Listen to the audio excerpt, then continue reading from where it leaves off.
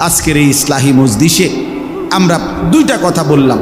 এক নম্বর কথা হইল, প্রিয় ভাই কিশোর নওজোয়ান, ধমক দিলেও মনে রাখো ধমক মাকসাদ না, তোমার মনে করানো মাকসাদ। তুমি কোনোভাবে তোমরা এই যে কয়জন ছেলে তোমরা এই চুল স্বাভাবিক করো, ভালো হবে। আমি বললাম চুলের ফ্যাশন, পুরুষের সৌন্দর্য, এটা পৃথিবীর কোথাও নাই। দেখ তুমি খবর লই, পুরুষ চুল নিয়ে ব্যস্ত থাকবে, এটা বিশ্বাস করো, আমার কথা মনে থাকলে মনে রাখো, এটা তার ভিতরে মূলত মেয়েলি স্বভাব বেশি, এই জন্য কাপুরুষে। কারণ চুল নিয়ে বেশি ব্যস্ত থাকা, এটা বেডিতে খাচ্ছ, বোঝেন না কথাটা? এটা মূলত কি স্বভাব? মেয়েলি স্বভাব। কারণ মহিলার সৌন্দর্য হলো চুলে, নারীর চুলের আলাদা কি আছে? শোভা।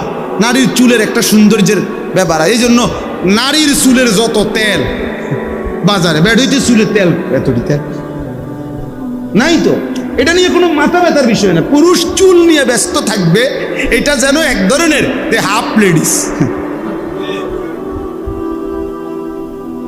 হ্যাঁ, চুলের ফ্যাশন নিয়ে ব্যস্ত থাকবা কেন? তুমি তো এটা নিয়ে ব্যস্ত থাকার কথা না। তুমি পৃথিবী গড়বা, তুমি দেশ গড়বা, তুমি জাতি গড়বা, তুমি ইসলামের জন্য জান কোরবানি করবা ইনশাআল্লাহ।